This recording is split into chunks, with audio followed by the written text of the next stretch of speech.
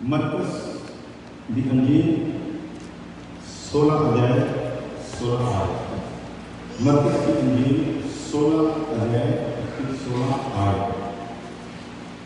जो विश्वास करे और बपतिस्मा ले उसी का उद्धार होगा। हालेलुया। जो विश्वास करे और बपतिस्मा ले उसी का उद्धार होगा, परंतु जो विश्वास ना करेगा वह दोषी ठहराया जाएगा। सो ਅਸੀਂ ਸਿੱਖਣੇ ਸੀਗੇ विश्वास के नाल बपतिस्मे की महत्ता। जैसा सीखा सी कि किसी ने इस वचन को थोड़ा बिगाड़ के पेश करने की कोशिश की और उन्होंने क्लीयर करना सी इसलिए जरूरी समझते हैं कि जो गलत गल की विरोधता में की जाए फिर वो गलत गल लोगों के सही होनी शुरू हो जाती है। सो एक सेवक होने के नाते ये फर्ज बनता है कि यदि हम देखें कि वचन के साथ छेड़छाड़ हो रही है तो उसे कलीसिया को बताना बहुत ज़रूरी है। हालेलुया। तो जो विश्वास करे और बपतिस्मा ले उसी का उद्धार होगा। दो बातों पर बात की गई है यहाँ पर। ये बात की जाती है कि जो विश्वास करे उसका उद्धार होगा, फिर ठीक बात। अगर सिर्फ ये बात की जाती है कि जो विश्वास करे उसी की निजात होगी, फिर ठीक था, फिर कोई डिबेट वाली बात नहीं है। परंतु यहाँ पर दो बातों पर बात की गई है, जो विश्वास करे और एक बात को साथ में जोड़ा गया है कि जो विश्वास करे और बपतिस्मा ले। इसका मतलब दोनों बातों का होना जरूरी है। अगली बात है मतलब जो विश्वास ना करेगा उसको दोषी ठहराया जाएगा। जो विश्वास नहीं करेगा वो दोषी ठहराया जाएगा। जो विश्वास नहीं करेगा वो बपतिस्मा लेगा नहीं। हालेलुया। जो ईमान ना लाएगा वो बपतिस्मा क्यों लेगा? बपतिस्मा कौन लेगा? जो ईमान। इसका मतलब ईमान शब्द बेशक 2 बार यूज हुआ, लेकिन हम ये नहीं कह सकते कि जो 2 बार आया वो जो एक बार आया शब्द उसकी महत्ता को कम कर रहा है। विश्वास शुरुआत है, लेकिन जिसने विश्वास करना है उसके लिए ये जरूरी है कि वो बपतिस्मा ले। हालेलुया। यदि खाली विश्वास करे और बपतिस्मा ना ले वो कलाम का सामना करता है, वो खुदा के हुक्म की विरोधता करता है। और पिछली बार हमने सीखा था प्रभु यीशु मसीह ने कहा जो मेरे वचन पर खड़ा है, जो मेरे हुक्म पर खड़ा है वह मेरा शरीर। हालेलुया। जो वचन पर खड़ा है, जो हुक्म पर खड़ा है वो मेरा शरीर है। और हुक्म ये है कि बिना बपतिस्मे के कोई भी सेफ नहीं है।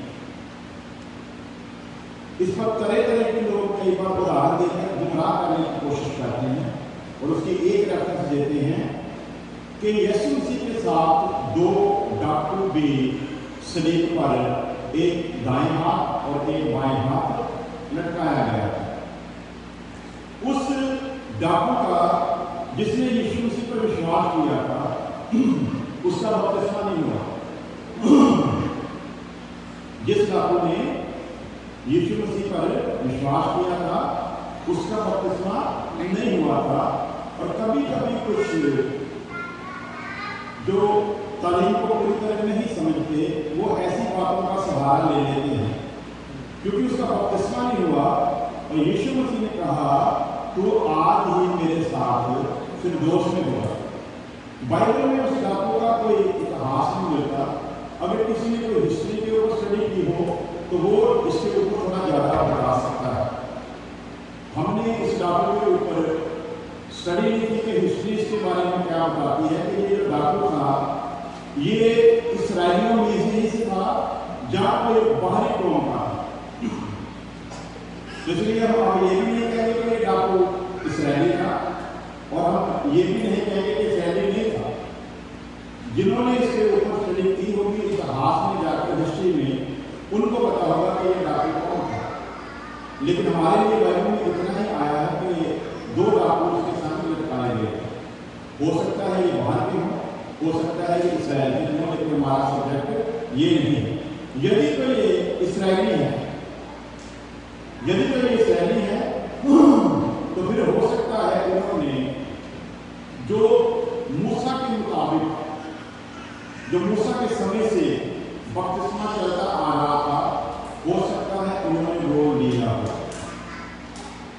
अगली बात, आगे आकर यूहन्ना ने बपतिस्मा देना शुरू किया। ये डाकू कंपनी, उसका भी हमारे पास कोई लेखा जोखा नहीं है। हो सकता है ये बपतिस्मा लेने के बाद जो यूहन्ना देता था उसके बाद डाकू बने हो, लेकिन हमको ये भी पूरा पता नहीं है कि, क्योंकि हमने इनकी हिस्ट्री की स्टडी नहीं। लेकिन ये मानिए कि अगर ये यहूदी थे तो इनका या तो मूसा वाला या तो यूहन्ना वाला, दोनों में से कोई ना कोई बपतिस्मा हुआ हो। लेकिन क्या जो यीशु मसीह ने बपतिस्मे का हुक्म दिया था, क्या इनका वो बपतिस्मा हुआ था? बपतिस्मा मूसा से चला आ रहा है। यूहन्ना और मूसा के बपतिस्मे में कोई खास फर्क नहीं है। वो बपतिस्मा जो होद में दिया जाता था मूसा के समय से लेकर यूहन्ना के बपतिस्मे देने तक, वही बपतिस्मा बाद में चलकर यरदन नदी पर आ गया खुद यहाँ। उसके आने की वजह थी कि 400 साल तक खुदा अपने लोगों के साथ नाराज था। 400 साल तक खुदा ने अपनी इस प्यारे हुक्म को छोड़ दिया था, क्योंकि ये हुक्म को मानने के लिए तैयार नहीं थे, हुक्म पर चलने के लिए तैयार नहीं थे। इसलिए खुदा इनसे नाराज कर रहा था और लगभग 400 साल तक ये हालात रहे। 400 साल बाद खुदा ने यूहन्ना के रूप में इनको ये एक नबी दिया। इस्राएलियों में इस बात को लेकर खुशी थी कि खुदा जो हमसे नाराज था, फिर उसने हम पर रहम किया है। इसलिए लोग बहुत खुशी के साथ अपने अपने घरों से निकलकर यूहन्ना से आकर बपतिस्मा ले रहे थे। और इतिहासकार बताते हैं कि तकरीबन सारे इस्राएल ने, जो यूहन्ना बपतिस्मा देता था, तकरीबन सारे इस्राएल ने यूहन्ना से आकर बपतिस्मा लिया था। चाहे वो छोटा हो, चाहे वो बड़ा हो, चाहे वो राजा हो, चाहे वो रंग हो, हर एक ने वो बपतिस्मा लिया था। अब यूहन्ना जो बपतिस्मा देता था और जिस बपतिस्मे का यीशु मसीह हुक्म देकर गया है, उस बपतिस्मे में जमीन आसमान का फर्क है। जो बपतिस्मा बाप बेटे पाक लोग के कैरेक्टर में शुरू होना था, वो बपतिस्मा यूहन्ना नहीं देता था। यूहन्ना वो बपतिस्मा नहीं देता था। और ये बपतिस्मा तब शुरू होना था जब पाप लोगों ने वचन के वायदे के मुताबिक इस जहान में आना था। जैसा मैंने पिछली बार बताया था, प्रभु यीशु मसीह खाली कुर्बानी दे देते, लेकिन जिंदा न होते तो भी ये बपतिस्मा नहीं हो सकता। प्रभु यीशु मसीह जी भी उठते, परंतु स्वर्ग में ना पाए जाते जीवित रूप में, तो भी ये बपतिस्मा ना होता। यदि प्रभु यीशु मसीह स्वर्ग में उठा भी लिए जाते, परंतु वायदे के मुताबिक पाप यदि ना आता, तो भी इस बपतिस्मे की शुरुआत नहीं हो सकती। तो इसका सीधा मतलब है यूहन्ना का बपतिस्मा और यीशु मसीह के हुक्म वाला जो बपतिस्मा है, इसमें बहुत फर्क है। अब देखते हैं कि डाकू से यीशु मसीह ने कहा, जब उसने कहा कि हम तो अपने गुनाहों का सजा पा रहे हैं, लेकिन ये जो हमारे संग लड़का है ये बेकसूर है। और उसने प्रभु यीशु से कहा, जब तेरा रात आए तो मुझे भी याद करना। और यीशु मसीह ने कहा, तू आज ही मेरे संग फिरदौस में। इसके बारे में मैं काफी कुछ बता चुका हूं, लेकिन काफी चाहूंगा थोड़ा सा। कुछ लोगों ने, क्योंकि आज लोग ना कि अब क्योंकि बपतिस्मे के बिना कोई जा नहीं सकता स्वर्ग में, तो किसी ना किसी तरह जोड़ तोड़ करके साबित करना होता है कि बपतिस्मा हुआ क्या हुआ। तो कुछ लोग ऐसे कह देते हैं कि बपतिस्मे का मतलब क्या है, यीशु मसीह की समानता में मरना या यीशु मसीह के साथ मरना, इसलिए डाकू ने कहा वो यीशु मसीह के साथ मरा। यीशु मसीह भी कब्र में रखा गया, डाकू भी कब्र में रखा गया। यीशु मसीह वायदे के मुताबिक जी उठा, मुर्दों को इंजील सुनाई गई और उसी समय जैसा खुदा ने वायदा किया था, तो आज भी मेरे साथ फिरदौस में होगा। तो यीशु मसीह इसको लेकर फिरदौस स्वर्ग में नहीं, स्वर्ग में आज तक कोई नहीं गया। कुछ लोग ये फिरदौस शब्द जो है इसको भी स्वर्ग शब्द कभी कभी अज्ञानता के कारण कह जाते हैं। वचन में साफ करके लिखा, स्वर्ग में अभी तक कोई नहीं गया। जो भी मनुष्य के रूप में इस जहान में आया उसमें से कोई भी स्वर्ग में अभी तक कोई भी नहीं गया। वैसे तो हमारे मीडिया में डाकू मारता उसके साथ भी स्वर्गीय लगा देते हैं, कुछ और भी मारता उसके साथ भी लगा देते हैं, वो पक्का लिखना होता है उसकी तस्वीर के नीचे स्वर्गीय गुलशन कुमार है, तो आदत है ना। लेकिन स्वर्ग में वचन क्या बताता है, यदि डाकू चोरों ने भी स्वर्गीय जाना है तो यदि सभी स्वर्गीय है तो फिर तो बात ही करना है। फिर किसी को गंगा नहाने की जरूरत नहीं, किसी को हाथ करने की जरूरत नहीं, किसी को बपतिस्मा लेने की जरूरत नहीं, किसी को मंदिर मस्जिद गुरुद्वारा चर्च जाने की फिर जरूरत नहीं है। क्यों? क्योंकि लोग खुदा को ही तो पहचानने की कोशिश कर रहे हैं इन धार्मिक स्थानों के द्वारा। तो फिर कली पूरी होनी चाहिए। वचन में लिखा है, मनुष्यों में से कोई भी अभी तक स्वर्ग में नहीं गया, सिर्फ एक ही है जिसके बारे में लिखा, जो मनुष्य के रूप में प्रकट हुआ, जिसने मनुष्य के गुनाह की कीमत दी, जिसने खुद का कोई पाप नहीं था, जिसने अपने लहू के वसीला से पूरे जहान को मोल लिया, वही था जो मनुष्य के रूप में प्रकट हुआ, जो हमारे खातिर मरा, हमारी खातिर गाड़ा गया, हमारी खातिर जीवित हुआ, हमारी खातिर स्वर्ग में उठा लिया गया और लिखा है साफ करके, बाप के दाहिने हाथ जा। सिर्फ एक ही है।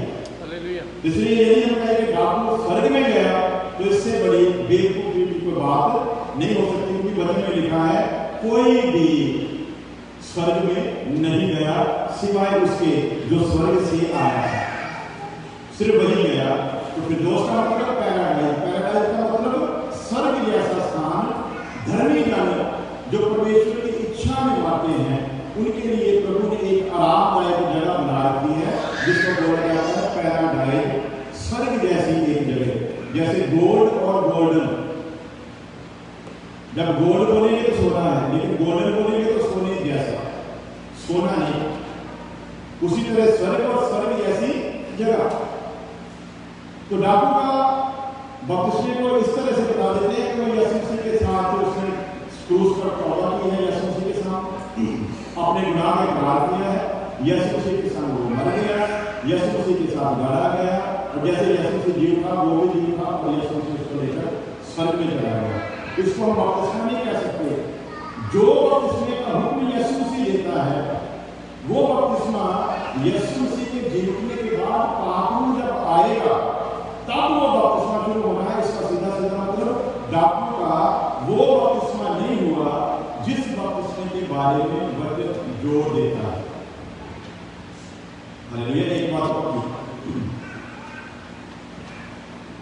अब आते हैं दूसरी बात पर कि विश्वास करे और बपतिस्मा ले। विश्वास भी जरूरी है, बपतिस्मा लेना भी जरूरी है। यदि विश्वास नहीं करेंगे तो बपतिस्मे का तो मतलब भी पैदा नहीं होता। फिर विश्वास के बारे में लिखा क्या लिखा है? विश्वास सुनने से पैदा होता है। अब यदि सुनेंगे तो विश्वास पैदा होगा। तो सुनना कैसे है? साफ करके लिखा है में, सुनना मसीह के वचन से, जिसके हुक्म में, जिसके हुक्म के मुताबिक बपतिस्मा लेना है, उसी के वचन को सुनकर जो ईमान पैदा होगा।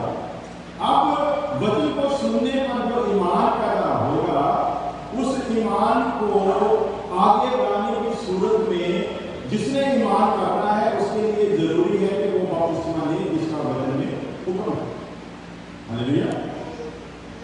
उसके मुताबिक हम इस बात पर जोर नहीं देंगे कि यहाँ पर विश्वास में 2 बार आया है, बल्कि विश्वास आएगा तो बपतिस्मा लेगा, विश्वास नहीं आएगा तो बपतिस्मा भी नहीं होगा। आगे बढ़ते हैं 7 आयत। और विश्वास करने वालों के साथ ये चिन्ह होंगे। किसके साथ ही? विश्वास करने वालों के साथ ये चिन्ह होंगे, वह मेरे नाम से दुष्ट आत्माओं को निकालेंगे। यहाँ पर एक बात तो कही है, मान लीजिए आज आपने विश्वास किया कि प्रभु यीशु मसीह मेरी खातिर आया, मेरी खातिर वो सब कुछ कर गुजरा, मेरी खातिर मरा, मुझे मोल लिया अपने लहू से। आपने आज ही इकरार किया, आज ही तौबा की, आपको विश्वास मिला और अब आपको विश्वास है कि यीशु मसीह ने आज कुछ काम किए। और वचन कहता है कि जो विश्वास करेगा उसके साथ ये चिन्ह होंगे। विश्वास आते ही आपके मन में दूसरा सवाल क्या आएगा? मुझे बपतिस्मा लेना है। क्या करना है? मुझे बपतिस्मा लेना है, क्योंकि वचन का खास हुक्म है। आप पास्टर से बात करते हो, पास्टर कहता है कि आप इससे पहले कि बपतिस्मा लें, आप बपतिस्मे के संबंध में पहले सीख लें। आप करने क्या जा रहे हैं? कोई एक दिन में स्टडी देख लेता है, कोई 2 दिन में सिखा देता है, 4 दिन में सिखा देता है, 4 दिन में सिखा देता है। मान लीजिए खुदा का दास कहता है कि आपका अगले संडे बपतिस्मा होगा, तब तक आप बपतिस्मा क्यों लेना है उसके संबंध में सीखो। इसके दौरान आपकी मृत्यु हो जाती है, तो फिर आप खुदा की बादशाह में जाएंगे या नहीं? बोलो बोलो, जाओगे या नहीं? हाँ जी, जाओ। शांति बताओ। मान लीजिए भाई ने आज तौबा कर ली, कार कर ली, सब कर ली, मैंने कहा कि अगले संडे आपको बपतिस्मा देंगे। इन 6 दिनों में बीतते उसकी मौत हो जाती है, ये उसके राज्य में जाएगा कि नहीं? बोलो, किसी के फिनिश का नहीं पाया तो डाला दे। बोलो साफ साफ और जावांगे कि नहीं? जावांगे। जिले के लिए जाओगे और घर में करो करो करो जिले के लिए नहीं जाओगे चलेगा। हाँ जी, जिले के लिए नहीं जाओगे। आप सीखते हैं वचन में क्या आया? जो विश्वास करे और बपतिस्मा ले वह बचाया जाएगा। लेकिन याद रखना, इस सूरत में यदि आपकी मौत हो जाती है, जो सवाल मैंने किया है, तब दुनिया की ताकत आपको उसके राज में जाने से नहीं रोक सकती। Hallelujah hallelujah. क्यों? क्योंकि आपने खुदा के ठहराए हुए दास के सामने अपने गुनाहों का इकरार कर लिया है, लेकिन आपको बपतिस्मा लेने का मौका नहीं मिला। आपको मौका नहीं मिला, समय नहीं मिला। उसके लिए खुदा किसी का पक्षपात नहीं करता, ये एक पक्की बात है। लेकिन खुदा का इंतजाम हमें इन बातों के बारे में सिखाता है। यदि ऐसी हालत में आपकी मृत्यु हो जाती है, तब आप सेफ हैं। लेकिन यदि आप इस बात को टालते हैं कि कोई बात नहीं, विश्वास कर लिया है, जब दिल करेगा बपतिस्मा ले लेंगे, आप इस काम को टाल रहे हैं, आप इस हुक्म को पूरा नहीं कर रहे। उसका सीधा सीधा मतलब क्या है? यीशु मसीह कहता है शरीर मेरा वही है तो हुक्म पर खड़ा है। अब यदि आप प्रभु के इस हुक्म को पूरा नहीं कर रहे तो प्रभु का सामना कर रहे हैं।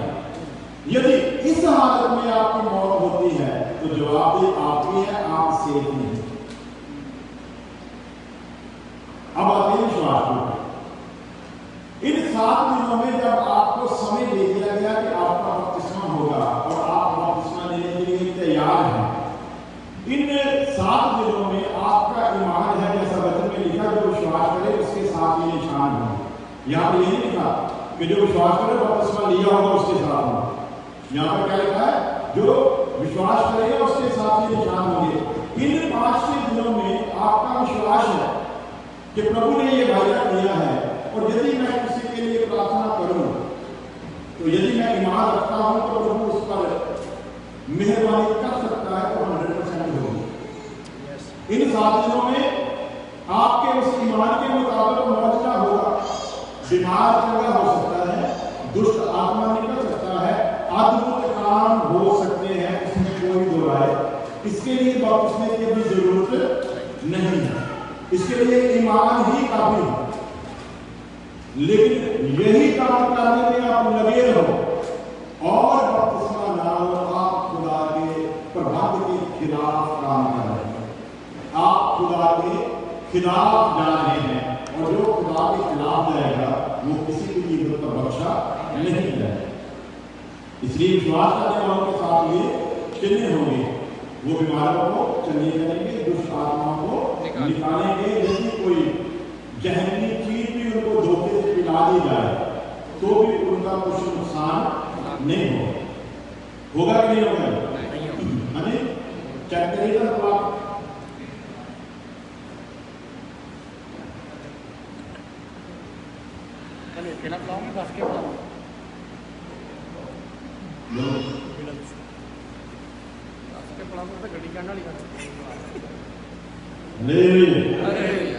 ये विश्वास करने वाली बात हो रही है। आपको याद होगा एक सेवक था चंडीगढ़ से, अगर मैं गलत नहीं तो उसका नाम था शायद नरेश पौड़। क्या नाम था जी? नरेश पौड़। उसको जहर पिलाया गया, पता है आपको? नहीं। उसको जहर पिलाया गया, निकल गया, मौत हो गई थी उसकी। क्या हो गई थी? मर गया था। वजन उठा हुआ नहीं, बोलो। वहां पर कुछ कमी थी, यहाँ के वचन में कुछ कमी थी, उसमें कुछ कमी, बोलो उसमें कमी। वचन में लिखा जो विश्वास करेगा, विश्वास क्या था? राय के दाने जितना भी यदि तुझमें विश्वास है तो पहाड़ को कह के यहाँ से सड़क और समुद्र में जाके तो हो जाएगा। हालेलुया। लेकिन ये मत कहो कि विश्वास छोटा हो तो ये कार्य हो सकता है। यदि राई के दाने की मिसाल दी है तो राई के दाने के ऊपर स्टडी करोगे तो पता चलेगा राई के दाने की ही मिसाल को दी गई। बीजों में एक ही बीज जिसमें कोई गैप नहीं होता, जो अंदर भाव से पूरी तरह सॉलिड होता है। बेशक ईमान छोटा हो परंतु पूरी तरह मजबूत होना चाहिए। हालेलुया। उसकी मृत्यु भी हुई, विश्वास था लेकिन राई के दाने के समान नहीं था। इसके उलट आ जाता है। एक खुदा का दास खुदा के पास चला गया, पास्टर का नाम था रूपलाल, जलंधर से था। उनको जहर पिलाया गया, उनको जहर पिलाया गया, मौत नहीं हुई। गुरदासपुर से पास्टर मुनीर जी 2 बार जहर पिलाया गया, मौत नहीं हुई। वजह एक ही तो हो गई, और एक को 1 बार पिलाया गया उसकी नहीं हुई, एक को 2 बार पिलाया गया लेकिन मौत नहीं हुई। जिन्होंने पिलाया तो उन्होंने पैर आकर छुए, माफी मांगी, तौबा की और अपना जीवन प्रभु यीशु मसीह को दिया। हालेलुया। तो विश्वास की क्वालिटियां हैं। इसलिए जो विश्वास करे और बपतिस्मा ले वह बचाया जाएगा। ये अलग सब्जेक्ट है, लेकिन विश्वास के काम और बपतिस्मे का हुक्म ये 2 अलग सब्जेक्ट है। तो इनको यदि गड़बड़ करने की कोशिश करेंगे तो फिर भेद समझ में आएगा नहीं। विश्वास करने वालों के साथ ये केले होंगे, वो दुष्ट आत्मा को निकालेंगे, बीमारों को हाथ रखेंगे, वो चंगे होंगे। और यदि कोई नाशक चीज भी पी ले तो उनका कुछ नुकसान नहीं होगा। तो हमारे सामने ये उदाहरण हैं कि उनके साथ ऐसा हुआ लेकिन उनको कुछ भी नहीं हुआ। आपको पता है संत पौलुस जब उसको समुद्र में सफर करने जा रहा था, वो भी समुद्र में उसका जो जहाज था वो टूट गया, समुद्र में ही रहा कितना समय। उसके बाद बाहर निकला, वहाँ पर एक जगह पर वो आग लगाकर बैठे थे और वहाँ पर एक सांप आया और सांप ने पौलुस को काट लिया, जहरीले सांप ने। तो सभी कहते हैं बंदा बड़ा खराब है, ये जरूर दुष्ट आदमी है, ये जरूर गुनहगार है। वहां से भी ये बड़ी मुश्किल से बच के निकल आया, लेकिन यहाँ पर भी आकर खुदा ने छोड़ा नहीं। देखो अभी इसको जहरीले सांप ने क्या किया, काट लिया, और वो उसके मरने की इंतजार कर रहे हैं कि कब मरेगा। लेकिन संत पौलुस समुद्र से डुबो नहीं सका, समुद्र का कोई जीव जंतु से खा नहीं सका, सांप का जहर भी उसका कुछ नुकसान विश्वास करने वालों के साथ। सो विश्वास करते हो, काम होते रहेंगे, लेकिन आप उसने को इग्नोर नहीं कर सकते, क्योंकि वचन के मुताबिक हुक्म है, जिसके पास समय है यदि नहीं देता तो वो सेफ। इसलिए यही तो कहे कि आपको बपतिस्मे के बिना भी आप सेफ हैं। जैसा मैंने बताया था कि ये धैर्यवाद का सब्जेक्ट लेकर हमने शुरू किया था कि लोगों को गुमराह कर रहा है। एक बहन ने सवाल किया था और बहुत गलत जवाब दिए। जब भी किसी बात को उठाओ उसका पूरा दुख बताओ। हर बार कहता है मैं यूट्यूब से पैसे नहीं कमाता, उसके हर वीडियो में यही बात होती है मैं यूट्यूब से पैसे नहीं कमाता। भाई ये बता भी तो सही कि यूट्यूब से पैसे कमाना पाप है। कितने लोगों का रोजगार यूट्यूब से है? आज तो दुनिया भर में लोग जिनके पास कोई काम नहीं, उनके पास यही काम है और उनका रोजगार है। तो क्या यूट्यूब से पैसे कमाना पाप है? तो तू रीजन बता। लेकिन आज तक रीजन नहीं बताया, बस अपने आप को बड़ा लोगों को दिखाने के लिए मैं यूट्यूब से पैसे नहीं कमाता।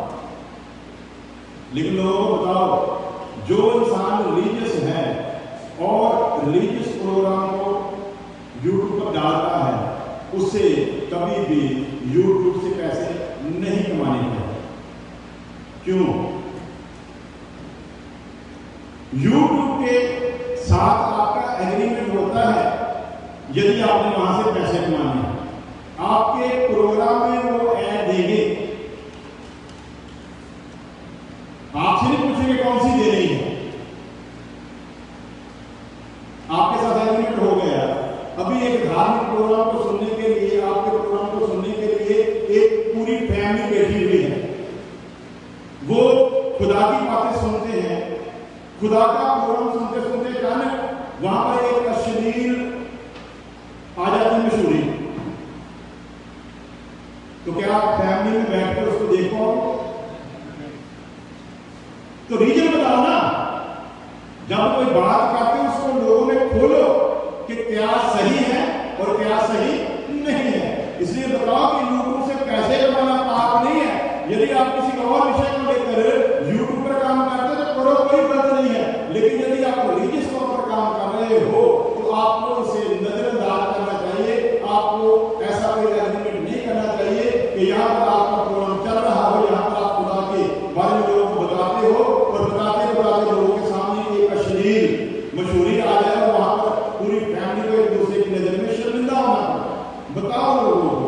लेकिन हम लोग क्या कहते हैं? अधूरा ज्ञान इसे कहते हैं, अधूरी बात इसे कहते हैं, जिसका पूरा रूप लोगों को समझाया, जिसका रूप पूरा लोगों को बताया नहीं जाता, यहीं पर गुमराह हो जाता है।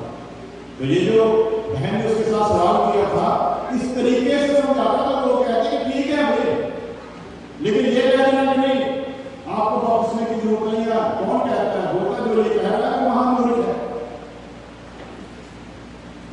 तो हम तो नहीं कहेंगे, क्योंकि खुदा की सेवा में लगा हुआ है, बहुत सारी बातें उसकी सही भी होती हैं। तो हम ये नहीं कहेंगे कि डैनियल आज महामूर्ख है, लेकिन हम ये जरूर कहेंगे दूसरों को महामूर्ख कहने से पहले थोड़ा सा अपने ऊपर विचार कर लेना चाहिए। दूसरों को अधूरा ज्ञान कहने वाले थोड़ा अपने ऊपर ध्यान कर लेना चाहिए। किताबी ज्ञान और आत्मा की ओर से मिले हुए ज्ञान में जमीन आसमान का फर्क है। लोगों के तजर्बों की किताबें पढ़ पढ़ के प्रचार करना वो किताबी ज्ञान होता है। दूसरों का चुराया हुआ ज्ञान, उसे मैं किसी भी कीमत पर ज्ञान वो है आप खुदा की कुल पर आए और बातें ऊपर से उतरे। Hallelujah, hallelujah. आप तैयारी करके ना आए हो कि मैंने क्या बताना है, बल्कि खुदा के रूह से बात करके आपको वो प्रकाशन मिला हो, उसे बोलते हैं आत्मिक ज्ञान। तो किताबी ज्ञान जो है वो नुकसान करता है। क्यों? क्योंकि हम दुनिया के हिसाब से, दुनिया के प्रचारकों के द्वारा लिखी हुई किताबों पर विश्वास करके उसको आगे पेश करते हैं। इसको पेश करोगे तो गड़बड़ी होगी, लेकिन इसी को लेकर किसी ने एक और किताब लिख दी और उस किताब पर सहारा लेकर आप प्रचार कर रहे हैं, तो कहीं पर भी मात पा सकते हो। क्योंकि बड़े बड़े स्कॉलर, बड़े बड़े प्रचारकों ने बड़े बड़े जबरदस्त तरीके से प्रचार किया, लेकिन उन्होंने गलतियां भी ऐसी की हैं जहां पर जाकर लगता है कि जरूर कहीं ना कहीं ये भी अपनी बुद्धि का इस्तेमाल किए हुए हैं। तो ये हमारे भाई बहन ये भी ऐसे ही है। हमको पता है कौन सी बाइबल है उसके पास, वो हमारे पास भी है, इसलिए हमको पता है कहां से बोल रहा है, हमको पता चल जाता है। और जब वो गलत तालीम को लोगों में पेश करता है तो हमको पता चल जाता है कौन सी बाइबल इसके हाथ में है, कहां से पढ़कर ये कौन सी बात को लेकर आया, वहां से सीधा पता चल जाता है। आत्मा से नहीं पूछा, बल्कि किताबी ज्ञान को लेकर लोगों में पेश कर रहा है। हालेलुया। बहुत सारे लोग हमको भी कभी बता देते हैं, आप लोग हमारा नाम निश्चय से हो ना, तो आप उसकी कॉपी करते हो।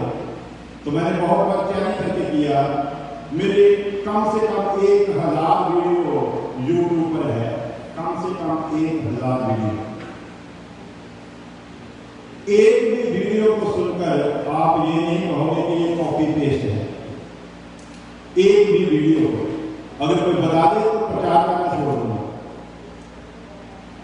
क्योंकि मैं कभी किसी की कॉपी कभी भी मैं किसी की कॉपी सुनता हूं, जो ज्ञान की बातें सुनता हूं, लेकिन जब खुदा के वचन को पेश करता था मैं कॉपी पेश नहीं करता। तो ये हमारे भाई साहब हैं, दूसरों को दूसरे ज्ञान वाले बताते हैं, दूध पीते बच्चे बताते हैं। ये खुद हमको पता है कौन कौन सी बाइबल को पढ़कर, बाइबल का मतलब ये नहीं कि उसके पास और बाइबल यही है, इसी बाइबल को लेकर स्टडी बाइबल बनाई हुई है। वो जो स्टडी बाइबल में मटीरियल है ना, उसको प्रचार करता है। तो वो स्टडी मटीरियल जो है वो सारे का सारा ठीक, वो सारे का सारा ठीक नहीं है। वही बाइबल जिसको दुनिया में सबसे उत्तम बाइबल माना जाता है, उसी बाइबल में लिखा परमेश्वर के पुत्र और आदम की बेटियों का प्रकाशन जब दिया गया तो लिखा गया वो फरिश्ते थे। क्या थे? फरिश्ते थे। तो वहीं से पता चल जाता है बुद्धि जो थी वो अपने इस्तेमाल की गई, आत्मा का ज्ञान, आत्मा का प्रकाश नहीं। जिसके पास आत्मा का प्रकाश है, जैसे वो सुनता है, जैसे वो पढ़ता है, उसको पता चल जाता है लिखने वाले ने वचन के अनुसार लिखा है, आत्मा की प्रेरणा से लिखा है, या अपनी बुद्धि को इस्तेमाल किया है। इसलिए कभी भी किसी इंसान की लिखी हुई किसी भी किताब पर यकीन मत करो, क्योंकि वो इंसान की लिखी है, ये खुदा की रूह की प्रेरणा से लिखा है। हालेलुया। इसमें जो भी लिखा है वो सत्य है, इसको कोई चैलेंज कर सकता नहीं। और यदि इसको लिखने वाला आपके अंदर है तो जब वो इसका भेद बताएगा तो 100% सही हो। आज दुनिया इसी तरीके से गुमराह हो रही है। तो पहले जो दूसरी बात मैंने यही कि विश्वास करने वालों के साथ यकीन होंगे, और ये भी सीख लिया कि यदि आपको समय नहीं मिला लेकिन आप विश्वास के द्वारा प्रार्थना कर रहे हैं तो काम होगा। लेकिन इसका मतलब ये नहीं है कि आप बपतिस्मा ही ना लो। उस बहन को जवाब देते हुए हमारे भाई उस बहन को बल दे रहा है, आपको विश्वास कर लिया है, काम करते हुए कोई बात नहीं, बपतिस्मा नहीं मिली है तो भी आप सेफ हो। खुदा कान से पकड़ेगा, जवाब मांगेगा, तूने मेरी बेटी को गलत क्यों सिखाया, तब पकड़े जाएंगे। इसलिए कभी भी अपनी अकल से जब अपने आप को फेमस करने के लिए कभी भी ऐसा मत करो, क्योंकि खुदा किसी का पक्षपात नहीं करता, पूरा पूरा हिसाब लेगा। आगे में आया, नई नई भाषा बोलेंगे, सांपों को उठा लेंगे, यदि मैं नाशक वस्तु भी पीने तो भी उनकी कुछ हानि ना होगी, वे बीमारों पर हाथ रखेंगे और बीमार चंगे हो जाएंगे। क्या होगी? क्या होंगे? बीमार हम तो पता है आपको, जब हमने भी विश्वास किया था, काफी दिनों बाद बपतिस्मा लिया था, बपतिस्मे में और विश्वास के दिन के बीच हमारी जिंदगी में भी एक बहुत बड़ा मौका हुआ था। मैंने कई बार बताया आपको, एक 12 साल की बीमार औरत को प्रभु ने हमारे ईमान के द्वारा चंगा किया था। वो 12 साल से बिस्तर पर पड़ी हुई थी, हिल भी नहीं सकती थी। वो विश्वास के द्वारा कार्य हुआ था। तब तक हमने बपतिस्मा नहीं लिया था, लेकिन जब प्रभु ने हमारी जिंदगी में काम किया तो हमारे मन में ही आत्मा ने डाला, हमको बहुत जल्द बपतिस्मा ले लेना चाहिए। तो फिर हमने देरी नहीं की, लेकिन ये नहीं क्या खुदा ने हमारे द्वारा काम शुरू कर दिया तो हम बपतिस्मा ही ना लें। इसका मतलब हुक्म की खिलाफत कर रहे हैं, हुक्म के खिलाफ जा रहे हैं, और जो हुक्म के खिलाफ जाएगा प्रभु उसको अवश्य पकड़ेगा। लेकिन आप कहते हैं आगे छोड़ दी है बात। 20 आयत में क्या लिखा है? और उन्होंने निकलकर हर जगह प्रचार किया। उन्होंने निकलकर हर जगह प्रचार किया, प्रभु उनके साथ काम करता रहा। प्रभु उनके साथ काम करता रहा और उन चिन्हों के द्वारा जो साथ साथ होते थे वचन को दृढ़ करता रहा। प्रभु ने हुक्म दिया, प्रभु को रास्ते को उठाया गया। यहाँ वचन को जब पढ़ेंगे, मरकस की इंजील को जब पढ़ेंगे तो हमारे सामने एक बात क्या आएगी? उन्होंने निकलकर हर जगह क्या किया? प्रचार किया। क्या किया? प्रचार किया। हाँ जी, क्या किया? जल्दी से बोलिए, समाप्त कर लिया, अगली बार हो सका, टाइम ज्यादा नहीं। हाँ जी बोलिए। उन्होंने निकलकर प्रचार किया, प्रभु उठाया गया। प्रभु के उठाते ही उन्होंने क्या किया? बोलो तरक्की की तरह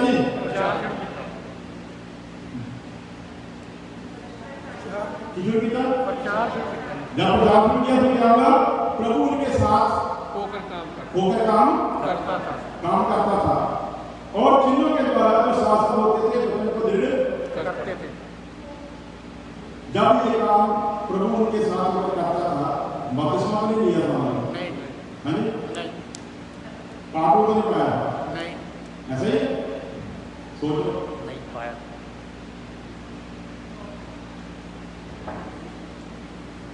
जब कलीसिया को मूर्ख बनाना होता है तब ऐसी बातों का लोग सहारा लेते हैं। यदि खाली मरकस को पढ़ोगे तो आपको यही पता चलेगा कि प्रभु उठाया गया, वो निकले, प्रचार शुरू कर दिया, काम होने शुरू हो गए। जिन जिन चमत्कारों का प्रभु वायदा करेगा वो सारे होने शुरू हो गए। ऐसा नहीं, ऐसा बिल्कुल भी नहीं, ऐसा बिल्कुल भी नहीं पड़ेगा। यदि हम सिर्फ इसी वर्ष को ध्यान में लाएं तो ऐसा लगता है कि जैसे प्रभु के चले जाने के तुरंत बाद उन्होंने ये सब करना क्या किया? आरंभ कर दिया। लेकिन मैं आपसे पूछता हूं कि क्या सचमुच ऐसा ही हुआ था? ऐसा नहीं हुआ, ऐसा बिल्कुल भी नहीं हुआ। देखते हैं वचन क्या फरमाता है। लूका की इंजील 24 अध्याय 49 वर्ष, लूका की इंजील 24 वर्ष 49। जल्दी जल्दी पढ़ो।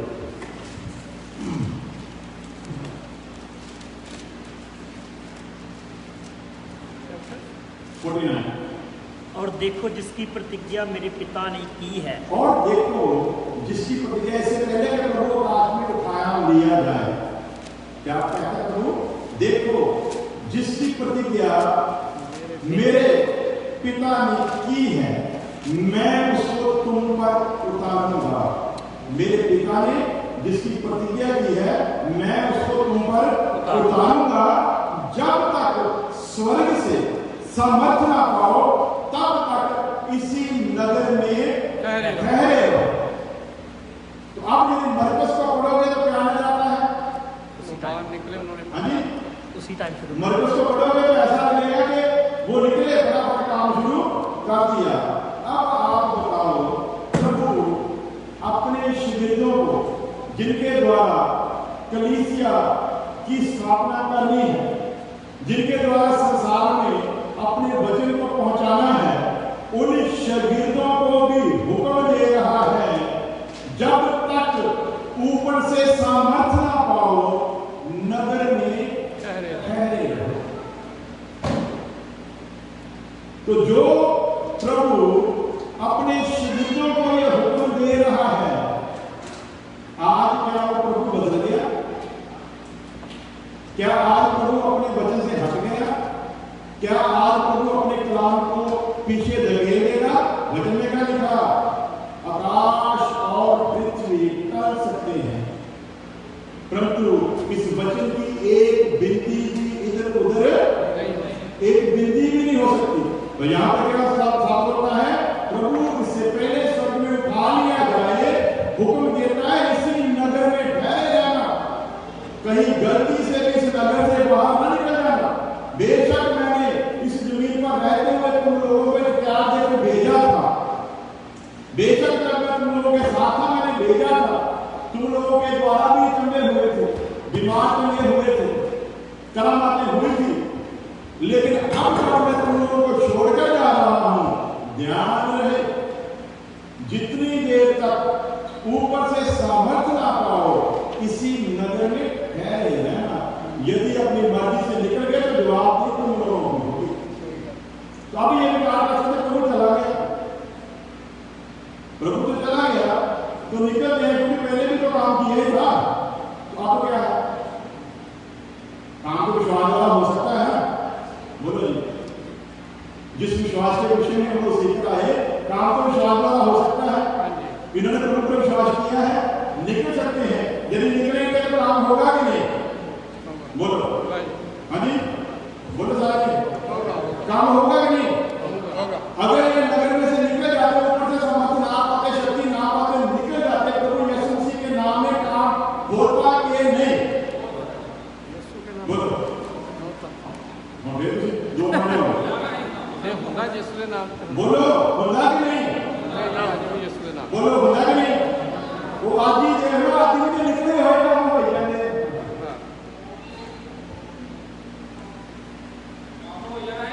प्रभु की इच्छा के बिना ही निकले हुए हैं। कितने काम हो रहे हैं, कितनी मिनिस्ट्रियां खड़ी कर दी है, प्रभु की ओर से बेचे नहीं गए, काम हो रहे हैं। हालेलुया। लेकिन वचन क्या कहता है? मैं तुम्हारे साथ, मैं तो उसी के साथ हूं जो नगर में ठहरा है। हालेलुया। आज वो नगर किसको दिखाता है? इस कलीसिया को दिखाता है, जो इस कलीसिया में रहकर ठहरा रहेगा और ऊपर से सामर्थ पाकर निकलेगा, वो प्रभु का भेजा हुआ होगा।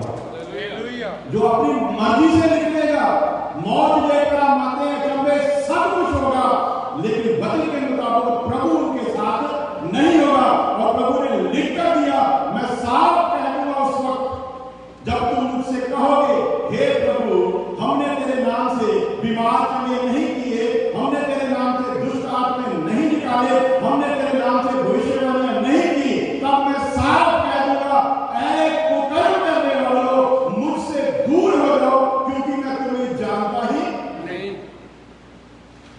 किन्होंने क्या कहा? प्रभु जिन्हें वजह से तेरे नाम को आवाज लगी नहीं थे, प्रभु की कहना मैं जानता ही नहीं, एक मेरे नाम का आदेश बोलो नहीं। प्रभु की कहना है, ये प्रभु ने क्लेम भी कर रहा है, असी तेरे नाम दे विच बीमारां नूं कीता चंगा। प्रभु की कहना ते फिर एक प्रभु के नाम करते रहे। ਇਹਦਾ मतलब ਜੇ ਤੁਸੀਂ प्रभु की मर्जी ਤੋਂ बिना भी निकलोगे, काम की होने वाला? काम होंदे ही रहने हैं, काम नहीं रोक सकते। काम के नाम की होने वाला? मैंने कई बार उदाहरण दिया, मेरे राजनीतिक जीवन में मेरे बहुत सारे सज्जन मेरे दोस्त थे, तो मेरे साथ जाया करते थे, अफसरों से मिला करते थे। आज भी वो अफसरों के पास जाते हैं और कहते हैं हम रुकमाल गिल के मित्र हैं, हम फला जगह पर आपसे मिले थे, आपसे मुलाकात की थी, हमने फला जगह पर आपके साथ मीटिंग की थी है। तो वो मेरा नाम इस्तेमाल करके, मेरा नाम लेकर ऑफिसरों के पास जाकर अपना काम करवाते हैं। और इनमें से बहुत सारे लोग हैं जो मेरे खिलाफ हैं, जो मेरे मुंह पर बोलते हैं कि हम तुमको क्या समझते हैं, लेकिन मेरा नाम लेकर जब काम करवाना होता है तब काम क्या करते हैं? करवाते हैं। तो कल वो अफसर मुझसे कहे कि एक आदमी आया था, तो आपके साथ काम तो हो गया ना, मेरे जादू के द्वारा काम निकाल लिया उसने, लेकिन मैं क्या बोलूंगा, मैं तो उसको जानते नहीं। एक बार एक पुलिस वाले ने पकड़ लिया था, मैं कौशल था, तो मैं उसको जानता भी नहीं, उसके पास अफीम पकड़ी है, खाता था, बेचता नहीं था, पुलिस ने पकड़ लिया तो रोक से बोल रहा है, मैं तो कह रहा पसंद आएगा तो मंत्री से, तो वो पुलिस के ऊपर डांट ऐसे लगा है जैसे मैं भी मंत्री हूँ, बोलता आपने उनको कैसे दिला, पता ना कौन, मैं एक पार्टी का आदमी हूँ। पुलिस वाला मुझे जानता, उसने मुझको फोन लगा लिया, पता है यार कि बात भी आदमी ऐसे नहीं बुलाओ, बोलता कि ये कह रहा है कि कौन है, मेरे मोहल्ले का था, वो मुझको भी जानता था, मैं उसको जानता था, लेकिन कोई इतना भी नहीं जानता था, और इलेक्शन में मेरे खिलाफ था, इलेक्शन में मेरे खिलाफ था, मुझको मेरे नाम को जानता है और मेरे नाम से आमदनी बढ़ाना चाहता है, लेकिन मेरे साथ नहीं है। तो मैं अब क्या बोलूंगा कि है मेरे मोहल्ले का ही, लेकिन मेरा ऐसे भी नाता, लेकिन फिर भी मैंने कहा था इसने नाम लिया है, छोड़। वैसे प्रभु भी कभी कभी सोचता था चल कोई बात नहीं, ये तो बेगैरत है, इसको तो मेरे नाम की कदर नहीं। मान लीजिए मैं हूं, मैं प्रभु की इच्छा से नहीं करूंगा, लेकिन मैं प्रभु के नाम में कोई काम कर रहा हूं, तो प्रभु क्या फैसला लेगा, मैं तो बेगैरत हूं, कोई बात नहीं, लेकिन जिसके ऊपर ये मेरे नाम को प्रकट कर रहा है, आने वाले समय में शायद वो मेरे नाम की कदर है। तो प्रभु अपनी ही महिमा की खातिर, अपने ही नाम की खातिर वो सब कुछ कर गुजरता है, लेकिन इसका मतलब ये नहीं रिश्ता है। हालेलुया। जिन्हां दी तीनियां कपतियां होंदियां सूट ले आके दिंदे उन्होंने करवा चौथ तक नहीं, बोलो हाँ जी, करवा चौथ तक चादर देख के चांदी के विच ते बेरी रोटी खानी ना, ओहो ही बंदा होगा। हाँ जी, जेदे नाल 11 महीने ते 29 दिन की दिता भला,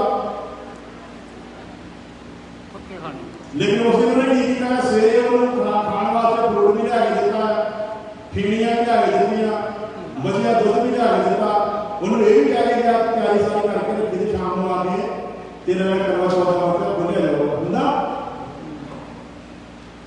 उन्होंने भी पता है कि फॉर्मेलिटी कर दी है कि जितने ये कर दे सकता है जी, हुंदा ऐसे होता है कि नहीं होता। तो जो 11 महीने 29 दिन बंदे की गल ही नहीं मानती, तेरे एक दिन दे रखे हुए रोजे एक कोई काम करना, बल्कि तो अपनी सजा इकट्ठी कर रहा है। सो नाम याद रखें, नाम से यदि हम कहें कि हमारा रिश्ता कायम हुआ है तो ये हमारी बहुत बड़ी गलत फहमी है। प्रभु ने कहा नगर में ठहरे रहना जितनी देर तक ऊपर से समर्थ ना पाओ, और उन्होंने फिर क्या किया, नगर में ठहरे रहे, चाहते तो निकल सकते थे परंतु निकले नहीं, उस करार की इंतजार की। एक दिन बीत गया, करार पूरा नहीं हुआ, 2 दिन निकल गए, करार पूरा नहीं हुआ, 3 दिन निकल गए, करार पूरा नहीं हुआ, 4 दिन निकल गए, करार पूरा नहीं हुआ, 5 दिन निकल गए, साढ़े के काले निकले यार काम कर गए, कहते गया सी पर करार तो होता नहीं गया, ऊपर साथ दे आ ही नहीं रहे, लेकिन बड़ी बेसब्री के नाल हुक्म दे विच बैठे होया कि इंतजार कर रहे हैं। ते अजकल की गल बस ही तौबा कर ली, फटाफट काम करिए, निकलिए फटाफट, किसी बीमार की वास्ता करिए, बीमार करना हो तो साड़ी की रोटी चल रही, असी भी एक कलीसिया खड़ी कर दी, असी भी एक चर्च बना ली, फटाफट जल्दी लगी हुई इधर। तो इसी वजह से आज नुकसान हो रहा है, मसीह का ध्यान रखना, इसका भी साथ लेना पड़ेगा। हुक्म क्या है, ठहरे रहो, कितनी देर ठहरे रहो, बोलो इस वर्ष के मुताबिक एक बात तो क्लियर हो गई कि वो सब उन्होंने तुरंत बाद शुरू नहीं किया। यीशु मसीह के जी उठने के और पेंतीकोस्त के दिन के बीच कितना अंतर था? बोले कितना? यीशु मसीह ने जी उठने पेंतीकोस्त के दिन जितने पाक जितना वायदा परमेश्वर ने किया, जितना वायदा पूरा होया कितने दिन से कितने दिन का सी साइयो बोलो कितने दिन का जी?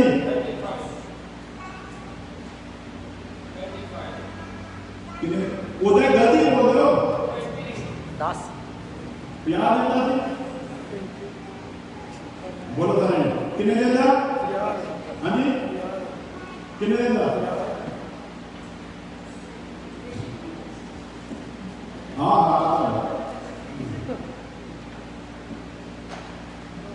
दावा करते ऐसे बड़े खतरनाक साई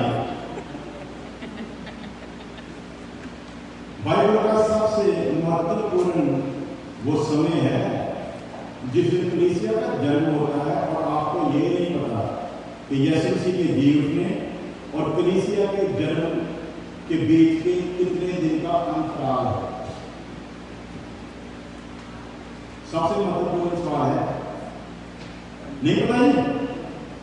यीशु मसीह के जी उठने से लेकर पेंतीकोस्त के दिन तक जब पाक उतरा 50 दिन का समय बनता है। कितना जी? 50। बोलो कितना जी? 50। कितना? 50। सावधान, यीशु मसीह के जी उठने से लेकर पेंतीकोस्त के दिन तक जब पाक उतरा 50 दिन का समय बनता है। इतने यीशु मसीह के जी उठने से लेकर पेंतीकोस्त के दिन तक जब पाक उतरा 50 दिन का समय बनता है। 10 दिन नहीं, तो सावधान फिलहाल गलातियों 6:1 हे भाइयों, यदि कोई मनुष्य किसी अपराध में पकड़ा भी जाए तो तुम जो आत्मिक हो नम्रता के साथ ऐसा कुछ संभालो।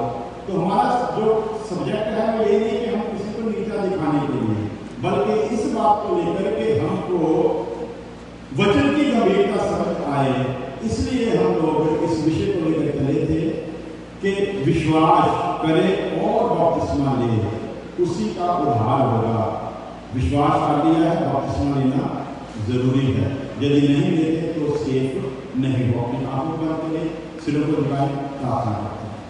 पहले खुदा को धन्यवाद देते हैं तेरी दया तेरी मोहब्बत के लिए, आज के समय के लिए कि मैं अपने वचन के द्वारा बात की शुरू करते हैं। जितना लोग तेरे वचन को सुना सब तेरे बगैर को मांग लेते हैं। हमारी प्रार्थना को सुनो मसीह यीशु के नाम, आमीन। अब हमारे पिता यीशु मसीह का वचन, खुदा की मोहब्बत, पापों की संगत अब से लेकर हमेशा तक उसके तमाम लोगों के साथ बने रहे, आमीन। हालेलुया। खुदा आप सबको आशीष दे। यदि किसी ने कोई पानी वगैरह की बोतल का इस्तेमाल किया, अपनी अपनी बोतल